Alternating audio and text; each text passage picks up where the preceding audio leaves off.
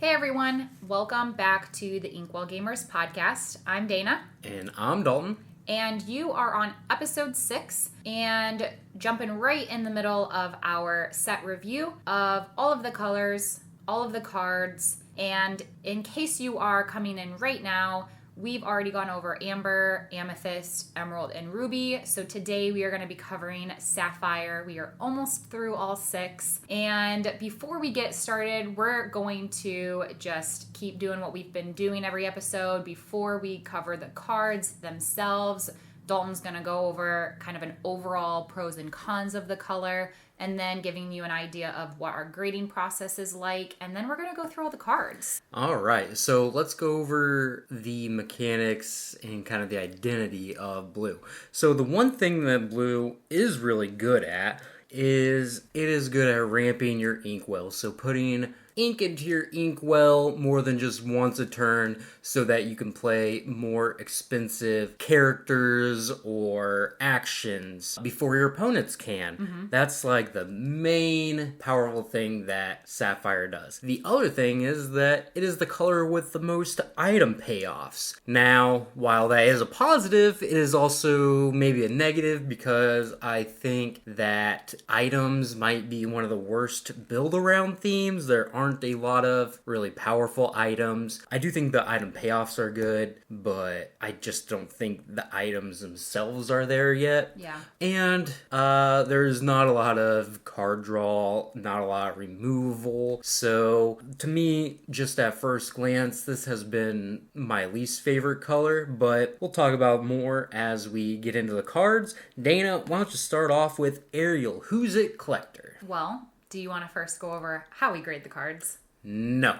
All right, let's turn back time a little bit. So, let's go over the grading process. We have 5 grades, S through D, S, A, B, C, D. S being the absolute best cards, D being the absolute worst cards. So, S, those are cards that you couldn't imagine cutting from your deck, the absolute best cards in that color. The cards that you're probably going to play no matter what your deck is trying to do. An example of this is Rapunzel from Amber, or maybe in Ruby you have Aladdin Heroic Outlaw. Next, we have A's. These are some of the best cards in the color. They have a really high power level, and they'll be played in most decks, but it's possible that there are a few archetypes that might not want that specific kind of card. So an example of this is an Amber Maximus Palace Horse. Also in this category are cards that kind of spawn their own strategy because they are just that strong. Something like Stitch Rockstar is a really good example because it's really kind of one specific strategy you're trying to, but it is the best reason to be in that strategy. Next, we'll go to B. These are just very solid role players. There will probably be a 4 of in a lot of decks, mainly because they're inkable and they have a pretty cheap mana cost. So Stitch New Dog is a good example. Just a 1 cost 2/2 that's inkable. You can play it in a lot of decks, hard to go wrong. Another example is a card that has a lot, maybe a much higher power level, but is more narrow, or maybe it's not inkable. Something like Hades, King of Olympus. Now we'll go to C's. These are cards that take very specific decks to be playable, or could have some pretty niche applications. A card like Sebastian, Court Composer, could be good in a song-based deck, but is understated otherwise. Or you could have Dingle Hopper, which could be good in a deck that has a lot of item payoffs, which is going to be something we're going to talk about in Sapphire, but is just a really bad card outside of that. And then you have the D's, which are mostly unplayable. These are cards that you're probably not going to play in any deck unless there is just some crazy reason that you feel the need to play it. A card like this is Healing Glow. Doesn't have a lot of versatility, but it does do something, just not at a very good rate. So, with that being said, let's get into our first card we have, which is Ariel, Who's It Collector. Dana, tell me about Ariel. I know you love Ariel. Well, although I love her as a princess, I do not love this card. She is a 4-drop, uninkable, a 3/3, quests for 1. And her ability is, look at this stuff. Whenever you play an item, you may ready this character. I think she is a C. She's not inkable and only quests for 1. She would be good in a certain deck built around items, but if you, let's just say, pair up Sapphire with Amber to play like a princess deck, I think there are better princesses. So, I mean, even if we're going back and looking at Ariel on Human Legs, also a 4-drop, Ariel on Human Legs is inkable, whereas this one is not. She is a 3/4, where this one is a 3/3, and she quests for 2, where this one quests for 1. So I think the Ariel, who's at Collector, she's kind of sucky. Yeah, she really doesn't meet your expectations, mine either. She is a C to me. Now, in a specific item deck, I can see her being really powerful because you get to ready this character, but unlike in red, when you can ready a character, this doesn't have the clause that you can't quest again. So you can quest with this card multiple times, and there are a couple cards that work really well with that in Sapphire that we'll get to, but yeah, I'm not convinced that this one is very good still. Yeah, maybe in the future, as again, I know that we've been saying this with the potential that we could see in cards, but maybe not right now. They're that great. So in the future, as more items come out, more powerful items that you would actually build an item deck around, this would be really good. But right now, the application is just not there. Yeah, even if they come out with a lot of 1 cost, and I hope they don't do 0 cost items, but if they do that, then you can really start to see things getting really powerful with her. But you need a critical mass of those in order for it to be really strong. Yeah. Okay, so next princess, we have the first of 3 Auroras. The first one is Aurora Briar Rose.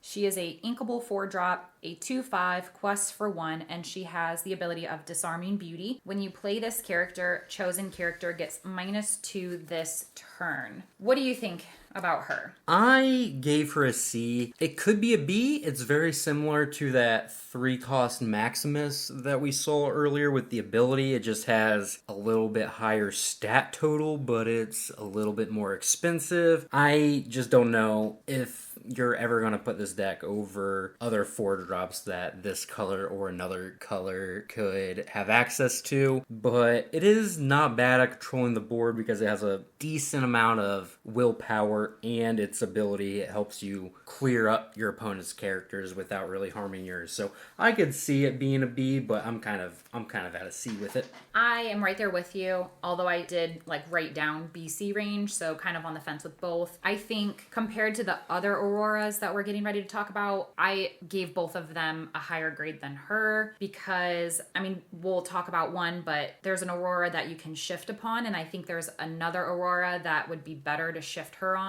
So I don't really see too much of an application of her, where there might be certain decks that you might want to have her, but for right now, I gave her a BC. Yeah. She might be a role player at some point, but she's not particularly powerful by any means. Yeah. All right, so which brings us to the next Aurora. Do you want to talk about that one? Yes, Aurora Dreaming Guardian. It is a 5-cost inkable. It's a 3/5 that quests for 2. It has Shift 3. So this is the cheapest shift character that we've had so far. 3 mana to upgrade presumably one of your other Auroras. Seems pretty good. And it also has this other ability, Protecting Embrace. So your other characters gain ward. So this is a card that I put as a B, but honestly it could be an A, because when you're trying to build around specific characters or interactions, which it seems like Sapphire is trying to do, this protects those characters, those important characters like Ariel, who's a collector, and Maurice, which we'll talk about a little bit later. The really cool thing about this is that if you have 2 in play, they give each other ward, so they're protecting each other as long They're both in play, so your opponents can't target any of your stuff with like a Dragon Fire or targeted removal spells. So I think that is pretty powerful, and I think this is going to be a very synergistic driven color. So I'm kind of happy that this is in Sapphire, because this is probably one of the best things that Sapphire has going for it. I gave it a B initially. I think I'm going to give it an A. So I gave it a B. I have no real reason why I gave it a B. It was just like my instinct. I looked at the card, I compared the stats and what it quests for, and like all the things that you talked about. And I just instinctually was like B. And I really don't have anything else other than what you've already said to say about it. You know, that intuition is pretty valuable. Like, just seeing a card and being like, oh, this is what it feels like. That's okay. It's okay to feel that way. Well, thank you. So, like I said, I gave it a B initially too. Yeah. I am always hesitant when doing stuff like this because I think with you having a longer experience playing TCGs, I am kind of just going off of what it feels like to me as, I guess you could say, like a newbie. Like, I know that you and I have just played TCGs casually, but you've at least done it competitively and for longer. But yeah, so yeah, I just feel a little bit less confident, but I'm glad that we at least align on this one as far as where we feel like she is. So the next Aurora is Regal Princess. She's an inkable 2-drop, a 2/2, quests for 2. Again, I gave this one a B. I think she's just a nice solid 2-drop, and she quests for 2. So I think that she has that going for her as well. Yeah, and the reason why I like her is because it curves right into the 5-cost Aurora really nicely. So you have that neat curve of Aurora Regal Princess shift into Aurora Dreaming Guardian. That's a pretty efficient 2 and 3 cost play, I think. So I gave the Regal Princess a B as well, but it's just a 2/2, a quest for 2. Its stats aren't great. It does quest for 2 though, so it's not a bad card. It'll see play in the decks where Aurora Dreaming Guardian is in. Yeah, for sure. Okay, so the next one we have Belle, Inventive Engineer. Do you want to tell them about that one? Yeah, so Belle, 3-cost inkable. It's a 2/3 quest for 2, and it has the ability Tinker. Whenever this character quests, you may pay 1 less for the next item you play this turn. I gave this card a C. I think that this theoretical item deck that we're kind of seeing come together could be interesting, but it also seems like you just need a lot of pieces to make it work, and I'm not convinced we have that many pieces to make it good yet.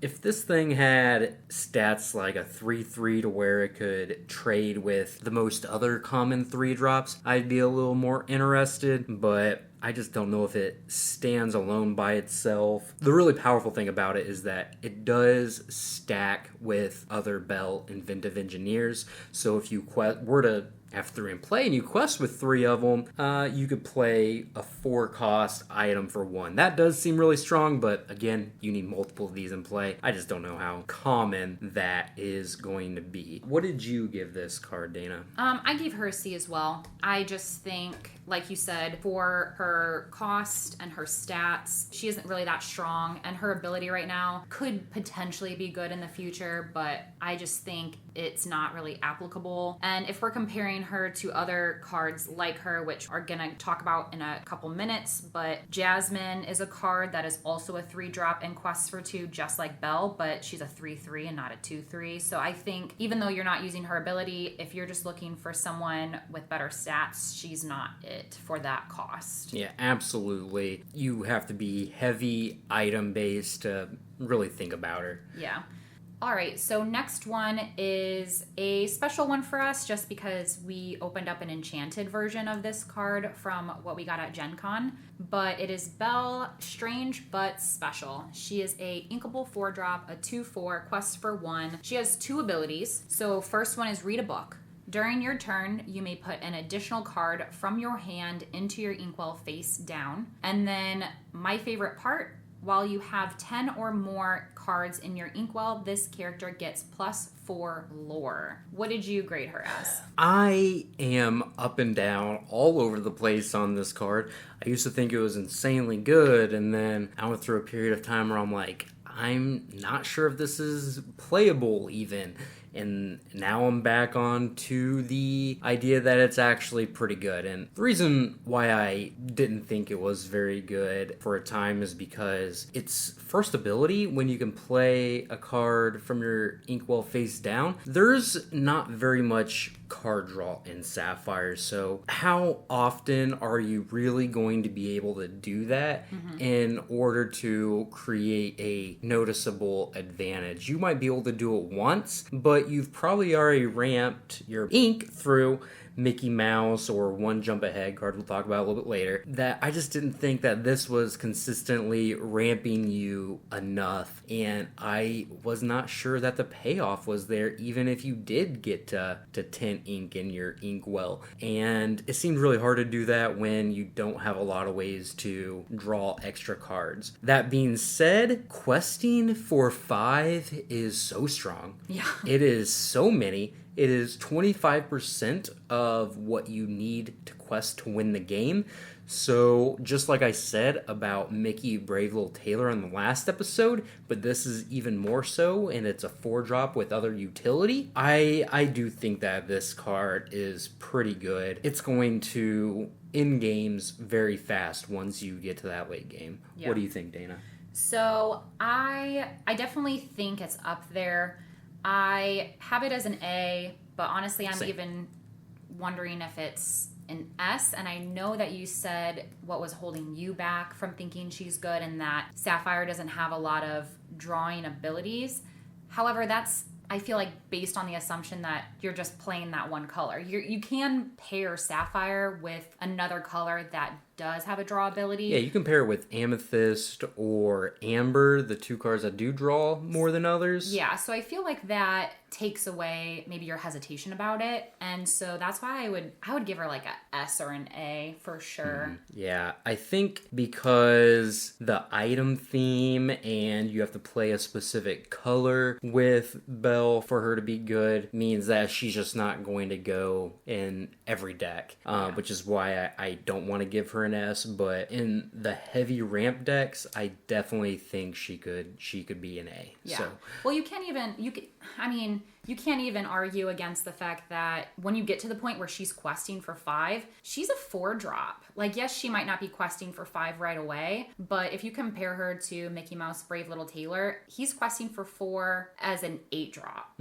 So although it takes you a little while to get her to that point, you put her on the board for cheap. Yeah, she is not that expensive, doesn't have great stats for her cost, but you're not really playing her for her stats anyway. Yeah. So I can definitely see her being not as good as I think. I can also see her being better than I think, which is kind of a weird place to be.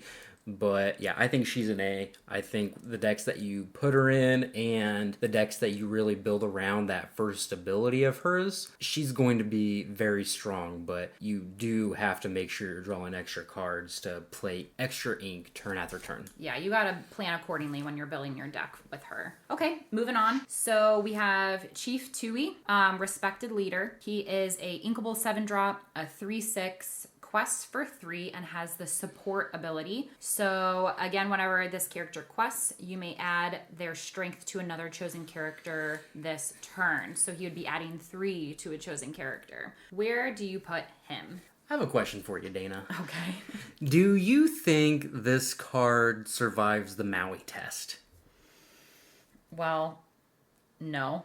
No, it does not. It does not. It is more expensive than Maui, and I know it's trying to do different things than what Maui does, but I just have a hard time imagining playing this card when I know Maui is in the format. I don't want to play a 7-cost card that just comes in and automatically dies to my opponent's 5-cost character. I just know that's not going to feel very good. Then again, I have it as a C. Okay. I have it as an AB, and I feel like I get where you're coming from, but going back to, I feel like either earlier this episode or last episode when you brought up that too, you're going off the assumption that... Not every deck's going to have Maui. Not every deck's going to have... I know that you really like him, but yeah, not every deck is going to have him to where you would be worried about it. So no. I think he's an AB. I think he's a really strong character. I like that he quests for 3. I like that he gets support, or gives support. So that's where I would put him. Yeah, I get it. He has decent stats, he quests for a pretty good amount, and the support ability is going to be good. I'm not sure how good expensive support characters, or how much support actually matters on expensive characters, because you're already in the late game, and you're like, you want to quest with these characters anyway, but I feel like support is really good on cheaper to more mid-range characters when you're able to, make favorable trades in the mid game. I feel like this being just an expensive card means it's going to be hard for you to make those trades because it's 7 ink. Yeah. But I mean, it is just another ability tacked onto it that can make it better. So I could see a B rating on it, but you're making good arguments too. I do get it. He is expensive. I think the fact that he is expensive is why I want to teeter him down to a B. I think but I'm still kind of stuck between the A too. So I think his cost is what would make me kind of teeter him down to a B. But no, you make a good point. I get it. Okay, moving on. Donald Duck, shredding his stuff. He is a 5-drop inkable, a 4/3, quests for 2, and has ward. Personally, I'm in the B/C range. I think he's expensive for his stats. Not really exciting to me, so that's why I kind of put him there. Yeah, I think I'd initially had him around a C2. I'm still kind of there. Ward is a really strong ability. If this thing didn't have Ward, I would think it was very bad because Smash and Dragonfire take care of it pretty easily. But the only way that your opponents can banish this is through challenging. And I know it doesn't survive the Maui test. I'll say it again. No, I'm just kidding. But being resistant to some of the more popular removal spells you see in the format does give it a lot more utility. Like I said, not all colors are playing red or ruby, so when your opponent's playing steel, they can't smash it. That makes it pretty resilient, and I kind of like it. I think it's a C still. I don't think it's great, but it is it has some utility there. Yeah. Okay. So next one, Flounder, Voice of Reason, a inkable 1-drop, a 2/2, quests for 1. What you got? It's a B. It's a B for me too. Solid B. Nothing really to note. All right, we can move on to Grandma Tala, Storyteller. I want to hear your opinion on this one. I'm gonna have a take that most people probably don't have. Yeah, so I love this card. I think I love it for both the actual card itself, but then it ties into what she kind of does in the movie, which if you haven't seen Moana, Grandma Tala kind of helps her. Well, I'm not going to give that away, but if you have seen Moana, you know what I'm gonna say. This card's very flavorful. It's very flavorful. So she is a inkable 2-drop, a 1/1, quests for 1. However, when she is banished, she does not go to your discard pile, but instead she goes into your inkwell face down and exerted. So even when you're done with her, she's still helping you later on, getting extra ink into your inkwell. So kind of a little bit of a ramp basically to your deck. So I think she's like a solid B. I might put her as an A, but at least when I first went through this, I just put her as a B. I like her a lot, though. Yeah, so I think I'm going to give her a C. So the main issue that I have with Grandma Tala is that it's not a consistent source of ramp in the early game or the late game. The thing about One Jump Ahead is that it happens right then, right? So you get the mana boost for the next turn. Same thing with the Mickey Mouse that we'll talk about in a little bit. Whereas your opponent kind of has the control when they want to have this turn into mana, because they can either just sit there and not quest or not challenge this when this quests, and that's okay for your opponent, because if you're playing this card, chances are that you just want this in your inkwell, right? You're trying to play something expensive. It's just not consistent. like if it had 2 strength, it could trade with some things. That would make me a lot more interested in it, but it doesn't trade with anything. And challenges. So and you can only have so many of these ramp cards in your deck anyway. I could see maybe putting 2 of these in a deck just so you have a little more consistency on turn 2. But like I said, it's still not even that consistent of a card in my opinion. So I'm kind of at a C with it. I'm willing to be wrong on this one. I know I'm going to get, a lot of people aren't going to like this rating, but that's just how I feel, how it's going to play out a lot of the time. So, going back to kind of combat what you said, I know that you mentioned it's not going to maybe be as quick or as instant as one jump ahead, but I feel like that ability, so it kind of also de-incentivizes your opponent from wanting to challenge her. I feel like when you're talking about her stats with it being so weak that you're thinking it from an aspect of if you want to challenge with her, I'm thinking about it from a point of keep questing with her until your opponent wants to get rid of her. But if she doesn't end up in your inkwell, she is getting you a little lore every turn, and your opponent probably won't want to challenge her because they know it'll go to your inkwell. So even if she doesn't go to your inkwell, you're benefiting from her being able to quest and then maybe not wanting to put her in your ink. You know what I'm saying? I guess, but that doesn't really feel like the reason to play the card to me.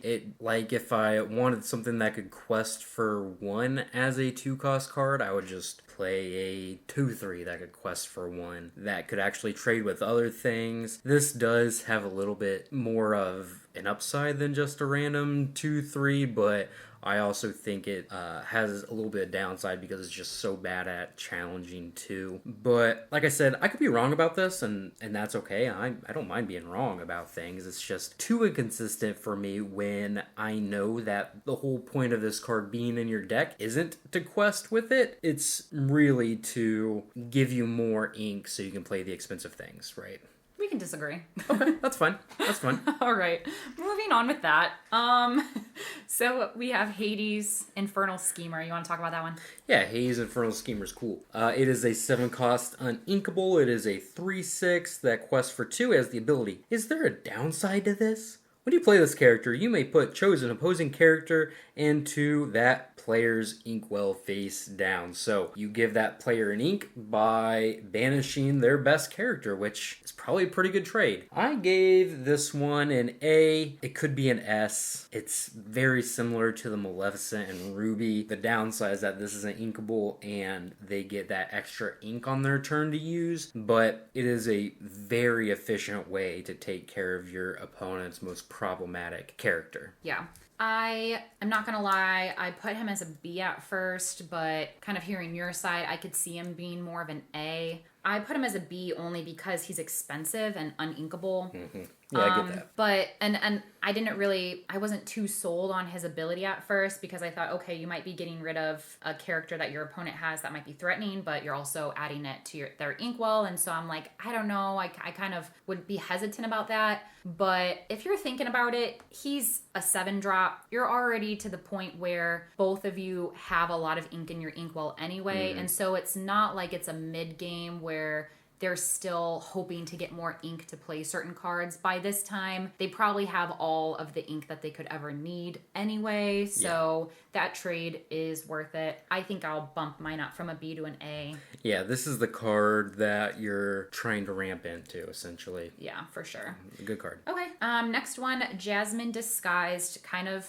started hinting at this one earlier when I was talking about Belle, but she is a 3-drop inkable, a 3/3, quests for 2, no special abilities, but I think she's just a solid B. Yep, she's a solid B. I think I actually have her as a C because it's the same exact card as the Amber Mickey Mouse, which I don't think lines up against other 3-drops particularly well, but this one might have a little more upside because of the next card we're going to talk about, which is Jasmine, Queen of Agrabah. It is an inkable 5-cost 2/5 that has a lore of 2, and it has shift 3, so another cheap shifting character, and it has the caretaker ability. When you play this character and whenever she quests, you may remove up to 2 damage from each of your characters.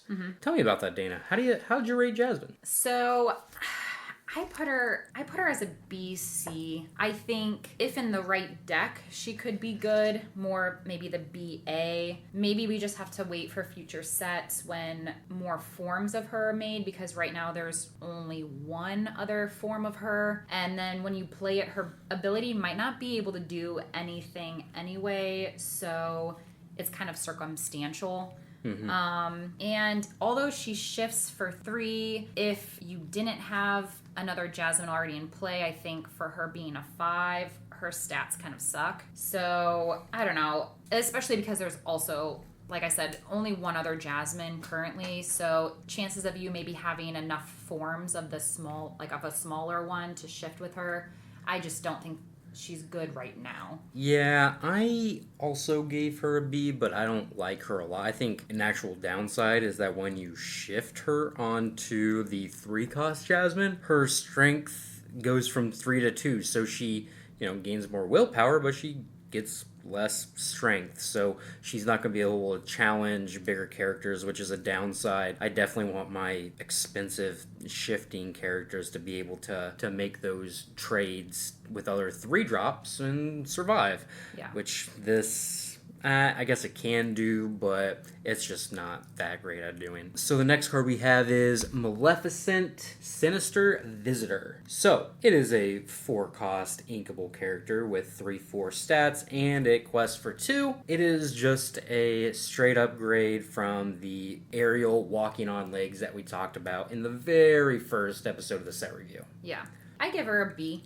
Just mid, strong. Nothing exciting about her. Would just be a fine 4-drop. Yeah, I gave her a C. I was on the fence between C and B. It's a fine 4-drop, nothing fantastic. I don't really think there's any 4-drop songs in this color like there are in Amber, even though that one's not particularly good. So you're not really singing a whole lot with it, even though it can. It's just fine.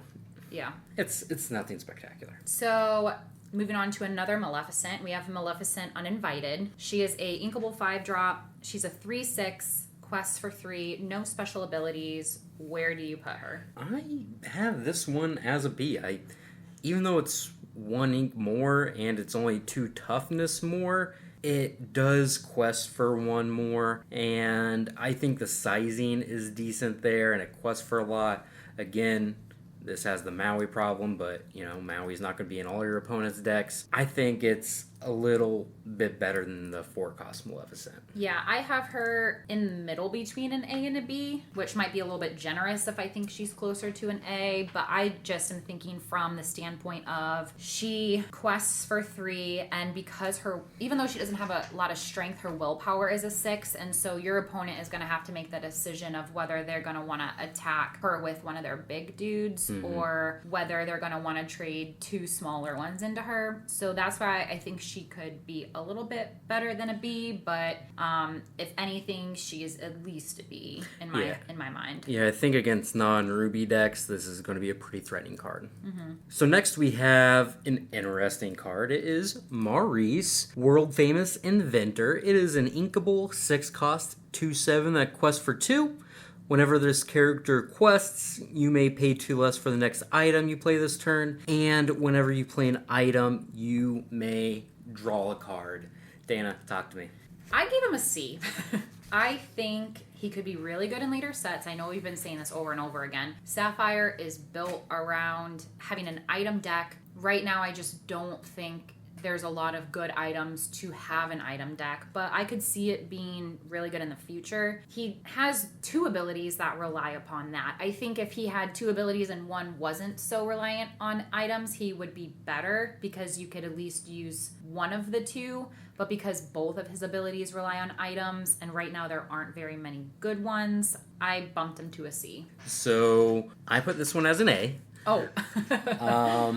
Much like Stitch Rockstar, which is probably just a better card than this, but like how Stitch spawns a specific archetype because it's so powerful, it kind of makes that archetype. I think Maurice kind of does the same thing. This is the reason to play an item deck and to try an item deck out. It is a giant payoff. Drawing a card every single time you play one can generate 2-3 cards a turn, maybe more. Now, maybe the cards you're drawing aren't the greatest because they're mediocre items. Right. But at some point, you're going to draw into another Maurice.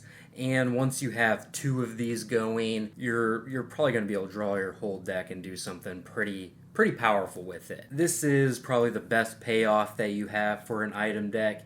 And then the Aerial Who's It Collector, if you can get one of those down with the Maurice, you're going to be able to probably win the game in a pretty short order. So I'm really high on this card. I think the power level is there. It's just going to be hard to figure out the right build initially if there is a correct build for it. But I think there will come a time where this is one of the better cards in the format. It just might not be right now, but I think the power level is there. All right.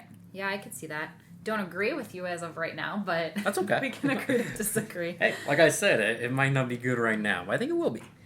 Okay, so moving on, we have Merlin, Self-Appointed Mentor. He is a 4-drop inkable, a 3/4, quests for 1, and has support. I have him as a B. I think he's pretty solid, and I always like a good support ability, and so that's where I kind of put him on that.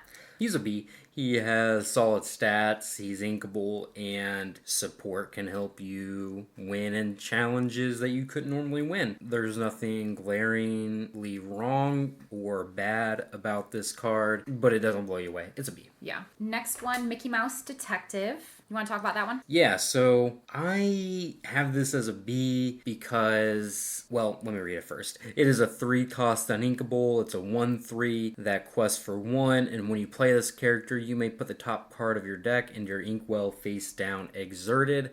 In the ramp decks, I do think this is going to be a pretty good card because it's consistent, but the second copy of this that you draw is very underwhelming. They don't, like, once you get up to 5 mana or 6 mana, you have most of the ink that you want anyway. Mm-hmm. And 7 mana, you have Hades, which you don't really need more than that. So drawing these late game just feels really bad because the stats aren't there. But it is a really important card to have on turn 3 for those Sapphire ramp decks. Yeah. I have him as a B. Without his ability, he would definitely be a C, I think, just because he's uninkable and his stats aren't that great. Without his ability, he's an F. Yeah. But his ability is what's keeping him at a B, just like Dalton said, because you can get more ink into your inkwell, ramp up your deck there. Yeah, you only want to draw 2 of these effects a game, so you kind of need it if you're the ramp deck, but yeah, drawing a second and third copy of this when they're uninkable just isn't very good. Yeah. Alright, so we got Mufasa, King of the Pride Lands next. He is a 6-cost inkable character with 4/6 as its stat line and a quest for 3. It is pretty much the exact same card as Stitch, Abomination, and Ruby. Dana, talk to me about this one. So I gave him a B. I think he's a decent big boy, even though he does not have an ability. If I'm comparing him to like Chief Tui from this deck, he costs 1 less and gets 1 more strength. So I think he would be a nice B, and that's where I put him. Yeah, I agree. It's a B, even though it's the same card as Stitch Abomination, which I think we might have had as a C. This is a different color, and it's the color that allows you to play this card earlier, so I think that makes it a little bit better, and the high-cost threats in this color aren't as strong as they are in Ruby either. So yeah, this is just a stronger... even though it's the same card, it's stronger because it's in this color specifically. Yeah, I agree. There isn't as much competition here as there is in Ruby, like we talked about, so... Yeah. Okay, So next is Philatites. He is, Trainer of Heroes. Right now there's just one of them, but he is a 2-drop inkable, a 3/1, quests for 1, and has support. So he gives 3. I have him as B. He's cheap, has the supporter ability, and I think for supporters that are 1 or 2 drops, they normally give only 1 or 2 in strength, whereas he gives 3. So that's why he's solid in my opinion. Yeah, I gave him a B as well. This card I think plays out a little bit better than what it looks like. Just because when you play an expensive character and your opponent has a Philatites out, you can't really quest with that expensive character if they have an expendable character lying around, like maybe a random 2/2 for 1, because that's going to become a 5/5 and then trade into your expensive character. So it's a much more impressive card in play. But with that being said, it is still only a 3/1, so it's going to trade with every character your opponent plays. But like I said, once in play, it is kind of strong. Okay. Next. Oh, sorry. No, you're good. Yeah, go ahead. Okay, so next is Robin Hood, Unrivaled Archer. He is a inkable 6-drop, a 4/4, quests for 2, has 2 abilities. So the first one is Feed the Poor. When you play this character, if an opponent has more cards in their hand, you draw a card. And then Good Shot, during your turn, this character gains evasive. So what did you give him as?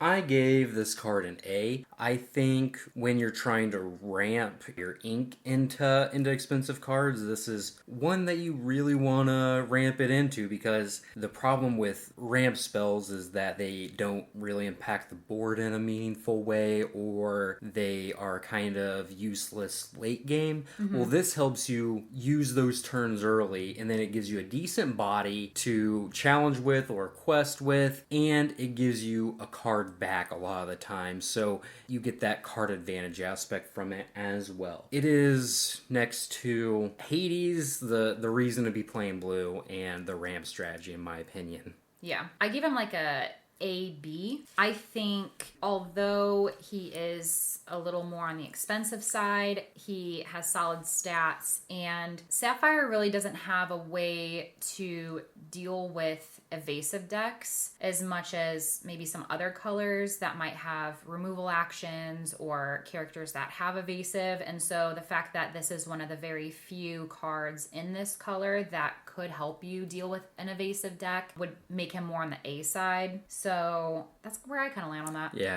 I didn't even mention that, but that definitely gives him a lot of upside as well. He's pretty defensive against decks that you might have a hard time dealing with normally. Yeah. Alright, so next we have Scar, Mastermind. He is a 6-cost inkable character with stats of 5/4.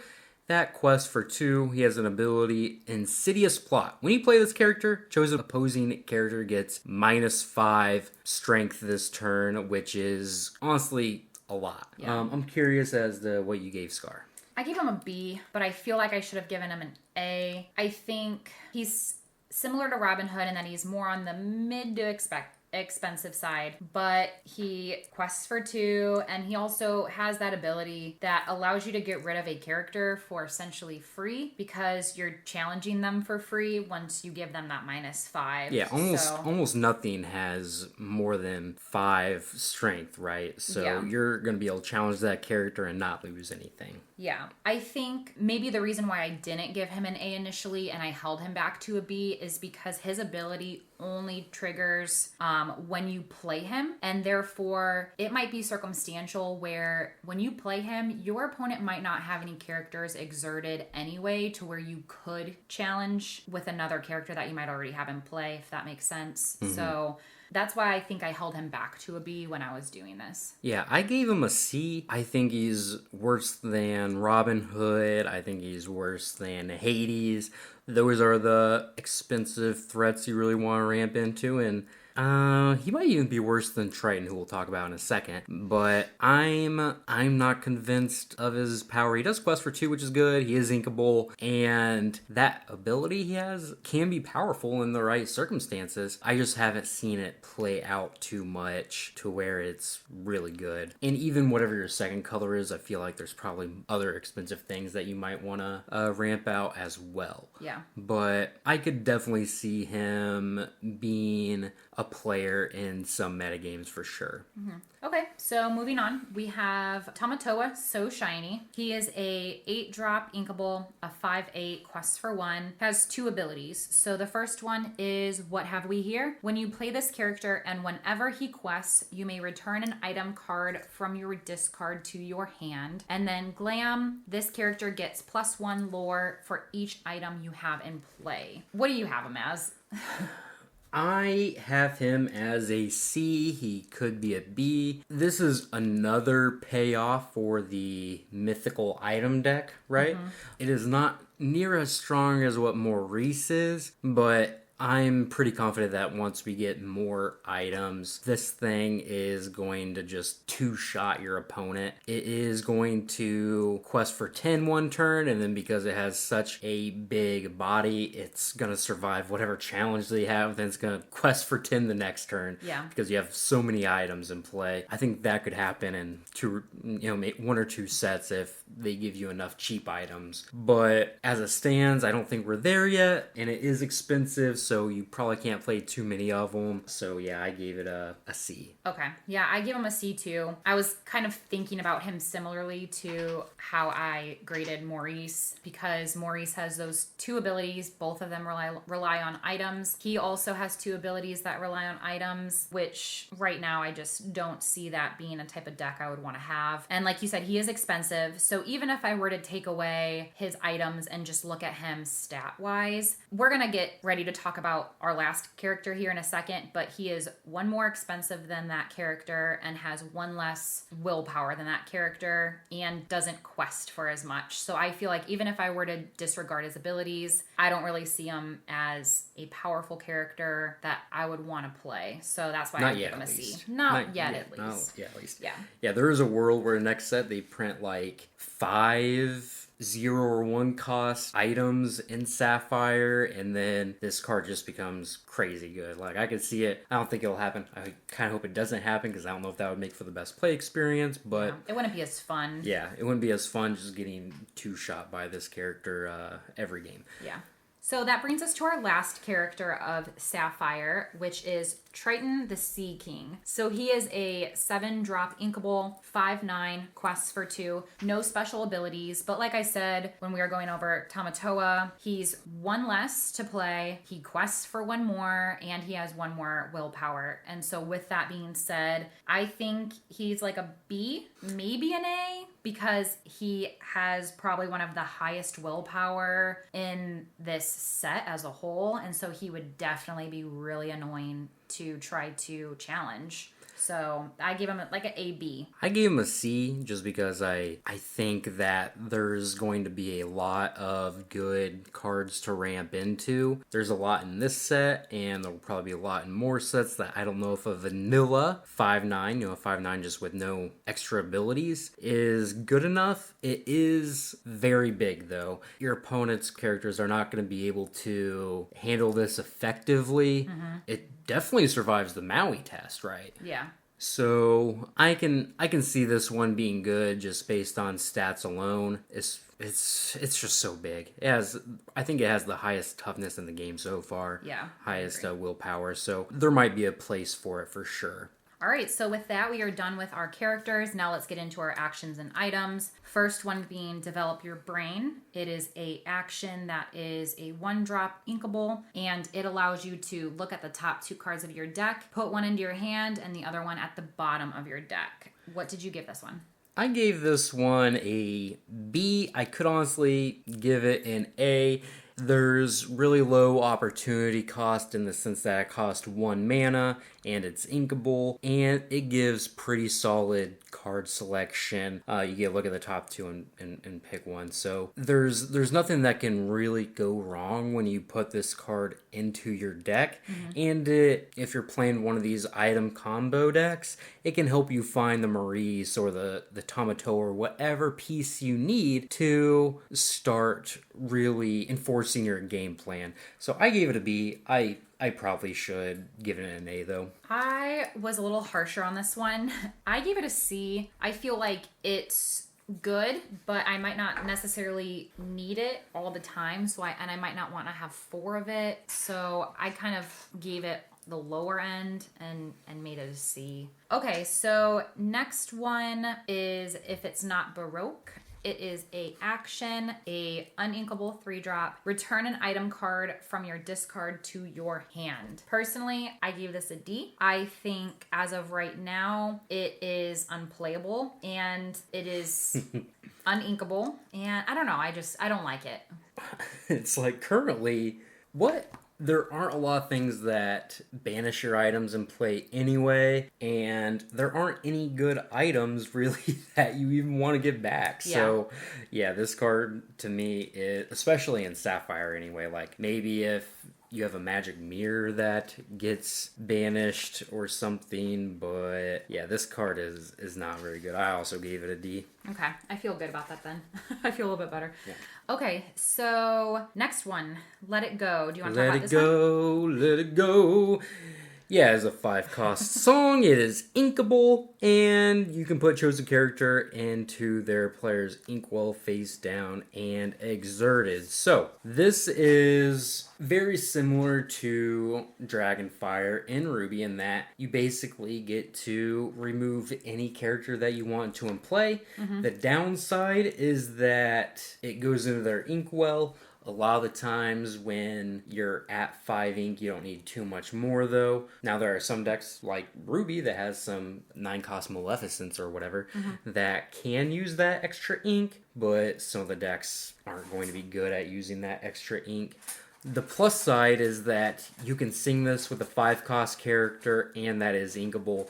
It's a pretty versatile card. I gave it an A. I gave it a B. I think it is maybe a little too expensive. I feel like it would be an A if I saw it as like a 4-drop instead. Well, it also costs 0 sometimes. That's true if you sing it, but I feel like there are going to be certain situations where I would want to benefit from this, but I wouldn't want to sing it and leave my character on the board vulnerable to get challenged. So thinking about if I were to not want to sing this, I think it's a little bit more expensive than what I would want it to be. Yeah, it's the same as Dragonfire then, I think, which is a pretty good card.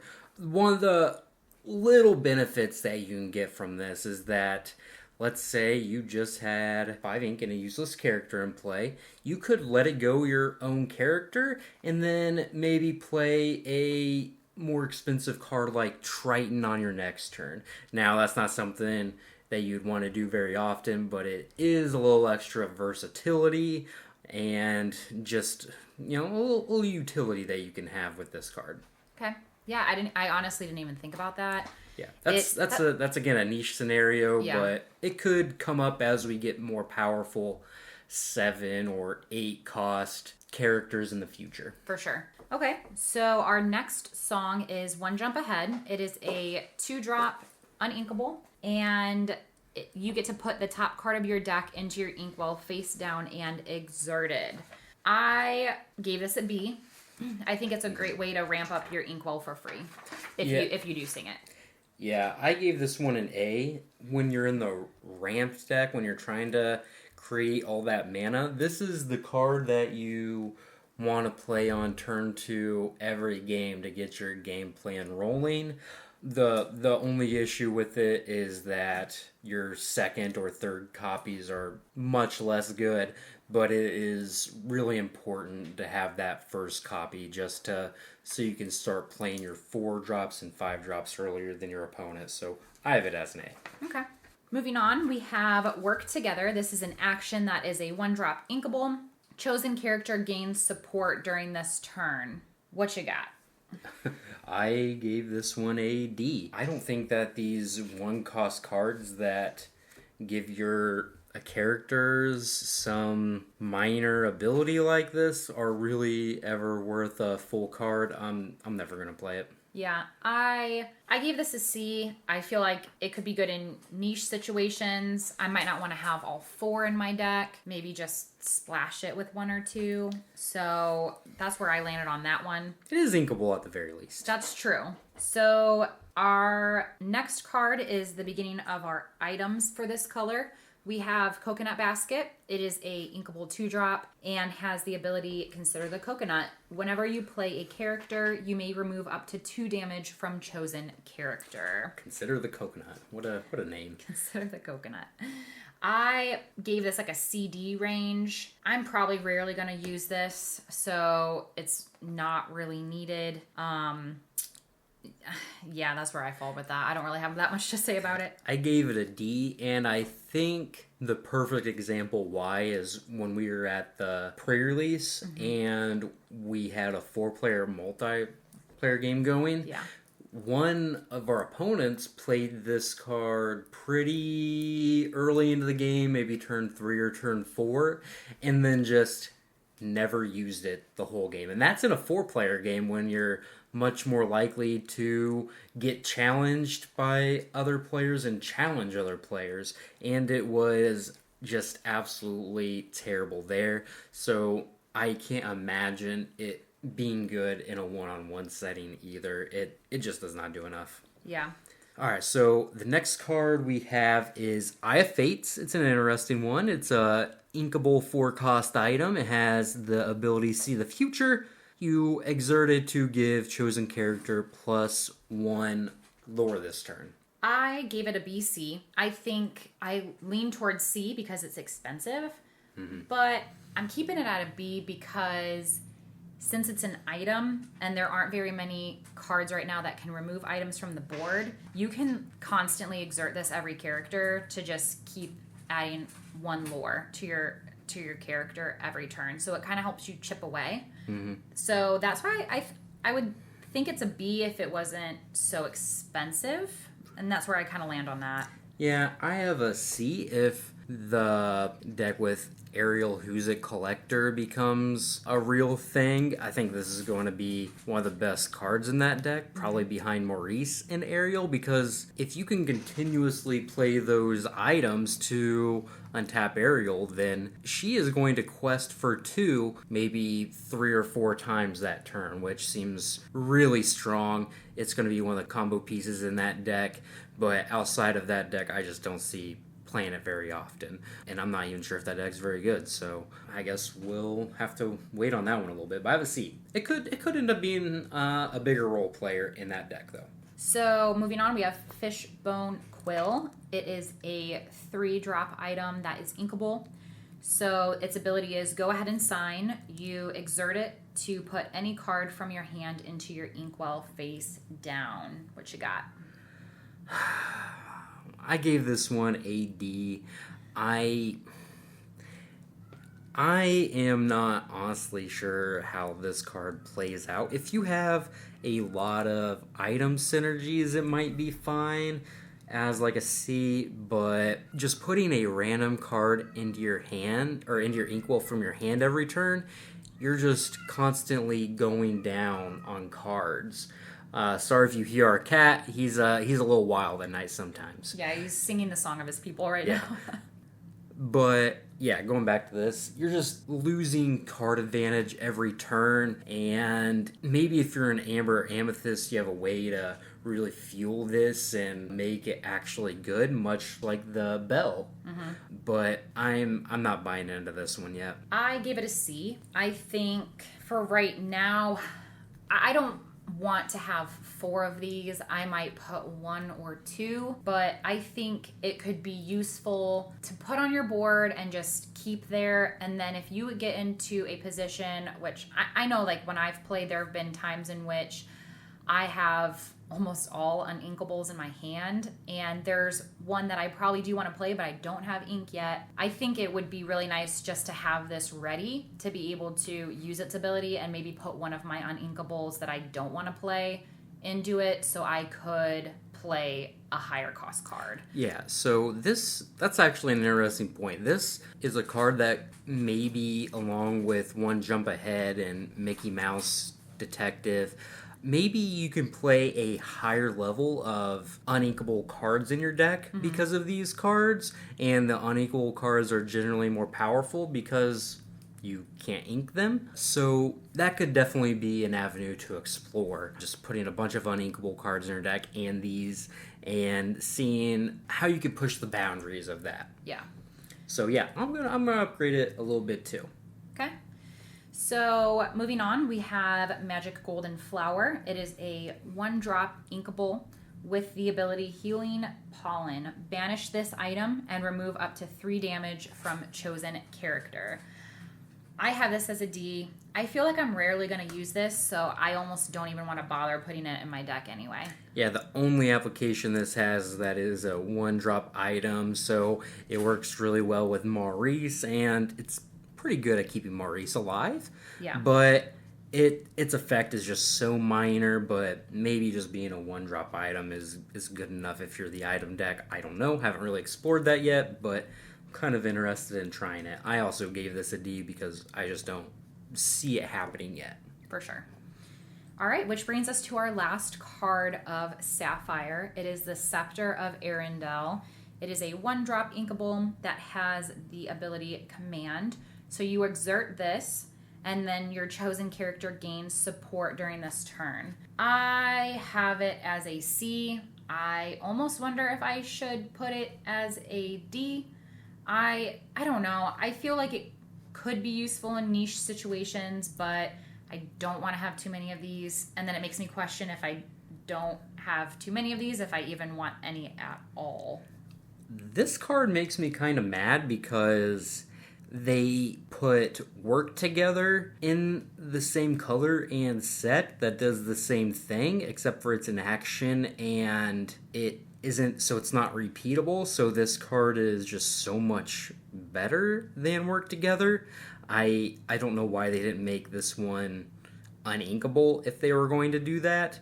I don't know why they would put Work Together in this set if they were going to put this card in this set. It just blows my mind. Honestly, it doesn't make any sense. Yeah. This card is so much better than Work Together, and maybe because it's an item, I'll give it a C. It could see play in an item deck potentially, but its ability still is not that great. It is repeatable though, so that gives it a little more utility. So I'm a little more interested in it than Work Together, but it's still not that great of a card. It's a 1-cost item though, and I don't think you can really understate how good that could be in the item decks. Yeah, definitely.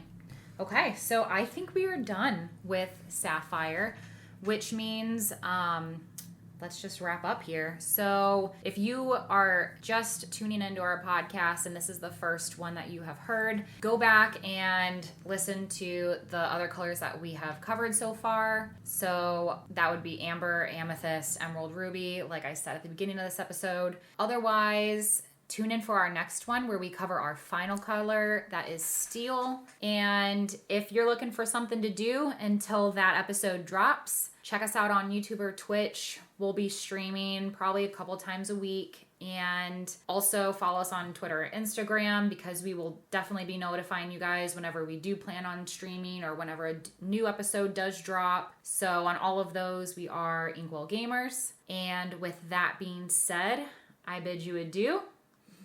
And have a great day, everybody. We'll catch you next time.